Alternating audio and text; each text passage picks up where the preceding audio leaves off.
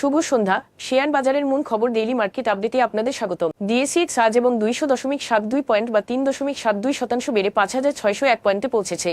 বাজারে লেনদেনের পরিমাণ ছিল 1,275 কোটি টাকা, যা আগের কার্যদিবসের তুলনায় 61.37% বেশি। ব্যাংকিং খাত থেকে national bank, city bank, BRAC bank, pharmaceutical খাত থেকে Beximco Pharma, Renata, square Pharma এবং ফুড ও অ্যালাইড খাত থেকে ব্রিটিশ আমেরিকান টোবাকো মূলত বাজারের উত্থানের ক্ষেত্রে নেতৃত্ব দিয়েছে। সেক্টর ভিত্তিক রিটার্নে প্রায় সব খাতই আজ বৃদ্ধি দেখিয়েছে। এর মধ্যে এনবিএফআই খাত সর্বোচ্চ 7.01% বৃদ্ধি পেয়েছে এবং মিউচুয়াল ফান্ড খাত দ্বিতীয় সর্বোচ্চ 5.36% প্রবৃদ্ধি অর্জন করেছে। আজ শীর্ষ 20 দরবৃদ্ধি শেয়ারের মধ্যে 5টি টেক্সটাইল কোম্পানি এবং 4টি এনবিএফআই কোম্পানি রয়েছে। First finance, Phoenix finance and investments ও ওয়ান ব্যাংকের শেয়ারের আজ সর্বোচ্চ দর বৃদ্ধি হয়েছে। বিপরীতে ইসলামী bank Bangladesh, GL Bangla sugar mills এবং Apex spinning and knitting mills আজ শীর্ষ ক্ষতিগ্রস্ত কোম্পানি হিসেবে তালিকাভুক্ত হয়েছে। এই স্টকগুলোর জন্য কোনো মূল্য সংবেদনশীল তথ্য প্রকাশিত হয়নি।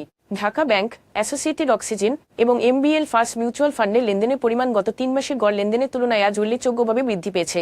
এই স্টকগুলোর ক্ষেত্রে আর স্বাভাবিক কোনো কারণ জানা যায়নি। আজকের শীর্ষ দুটি সংবাদ। বাংলাদেশে ব্যাংক আমানতের প্রবৃদ্ধি ডিসেম্বর 2025 বেড়ে 11.10% পৌঁছেছে, যা গত 50 মাসের মধ্যে সর্বোচ্চ হার। শক্তিশালী প্রবাসী আয় এবং আমানতের সুদের হার বৃদ্ধির ফলে এই প্রবৃদ্ধি হয়েছে।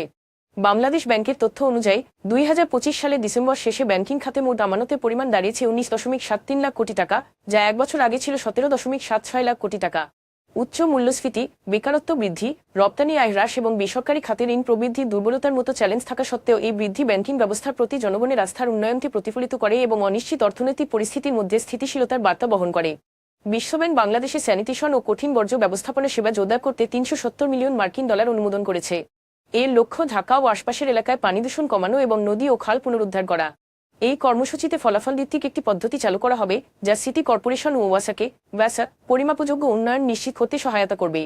পাশাপাশি সরকারি ও বেসরকারি অংশীজনদের সমন্বয়ে সমন্বিত উদ্যোগের মাধ্যমে মারাত্মক দূষণ, বিলুপ্তপ্রায় খাল এবং ভরাট জলপথের সমস্যার সমাধান করা হবে।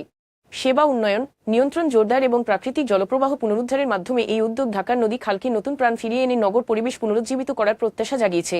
আজ এ পর্যন্তই, ধন্যবাদ।